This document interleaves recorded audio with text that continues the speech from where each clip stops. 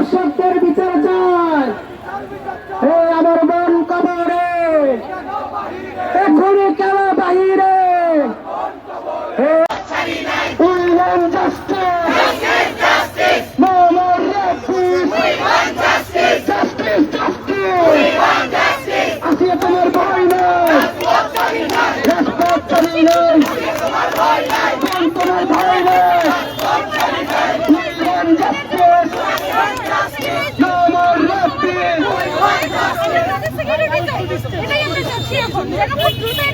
বগুড়া ছাত্র সভা আছে 7 থেকে 10 দিনের ভিতরে, যেখানে খুনে হচ্ছে বাইরে আর আমার বোন কবরে। তাহলে এখনো পর্যন্ত উপদেষ্টা মহলেরা কি করতেছে? যদি না পারে তাহলে এটা ছেড়ে দেখ, জনতার হাতে ছেড়ে দেখ, ঠিক আছে? আমার বোন খুনে, আমার বোন কবরে খুনি কেন এখনো প্রকাশ্যে বাইরে করতেছে, ঠিক আছে?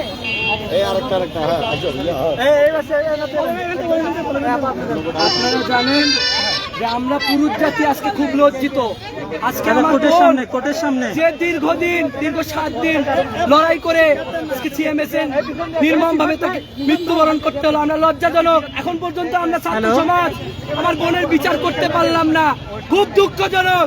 এই ব্যর্থ আইন উপদেষ্টা, ব্যর্থ স্বরাষ্ট্র উপদেষ্টা থাকার পরেও, এই 24-এর গণ অভ্যুত্থানের পরেও আমরা যে আন্দোলনের পর একটি অন্তর্বর্তীকালীন সরকার গঠন করেছি, কিন্তু সেই সময় এসে দাঁড়িয়ে আজকে দেখবেন যারা রেপিস্ট তারা ঠিকই ওই জেলখানার মধ্যে আছে, কিন্তু আমার বোন আজকে মৃত্যুবরণ করতে হলো। এই দেশে আইনের শাসন পালো না, এটি খুবই দুঃখজনক। গতকাল শুধু সময় টেলিভিশনের একটি রিপোর্টারে দেখলাম 2022 সালে প্রতি ঘন্টায় 12 জন করে মেয়ে রেপ হয়। আমাদের খুব দুঃখজনক, এই 24-এর গণ অভ্যুত্থানের পরবর্তী সময়ে আমাদের বোনেদের এই রেপের বিচার করতে পারছে না। এটি আমাদের জন্য লজ্জাজনক। পরবর্তী সময়ে সরকার থাকা সত্ত্বেও, আমরা আমাদের বিপ্লবী সরকার থাকা সত্ত্বেও আমরা আমাদের বিচার পাচ্ছি না। আমাদের রাস্তায় নেমে এসে দাবি আদায় করে নিতে হচ্ছে। আমরা 48 ঘন্টার আলটিমেটামের মধ্য দিয়ে আমার বোনের যতক্ষণ পর্যন্ত বিচার না হবে, আমরা 48 ঘন্টা পর আবারও এই রাজপথে দেখা। এই খুনিদের বিচার করতে 90 দিন সময় লাগে না। 90 দিন একটি রেপ করার পরও তার কি ইনভেস্টিগেশন লাগবে?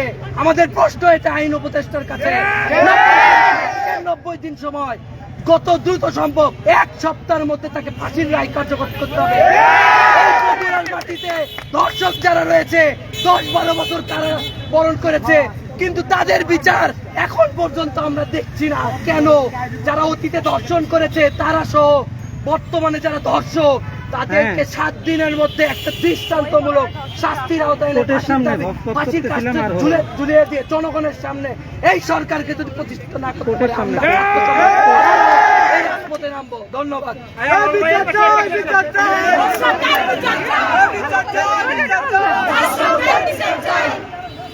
আমি সমন্বয়কদের উদ্দেশ্যে বলতে চাই যে তারা চুপ করে আছে কেন? তারা কেন এখন কথা বলছে না? কি আসিয়ার কি এখন ড্রেসের সম্পর্কে বলতে চান যে আসিয়ার ড্রেস আপ খারাপ ছিল?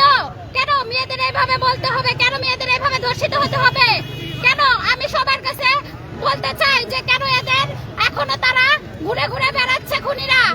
সবার উদ্দেশ্যেই বলতে চাই, তোমরা এখনো যারা কিছু মুখ বুঝে আছো তারা এখন সবাই বলো, কেন সমন্বয়করা কেন এই পদক্ষেপ নিচ্ছে না? প্রধান উপদেষ্টার উদ্দেশ্যে আমি কিছু বলতে চাই, সে কেন এর বিচার করছে না? সে কেন এখনো চুপ করে আছে? আপু কিছু বলেন।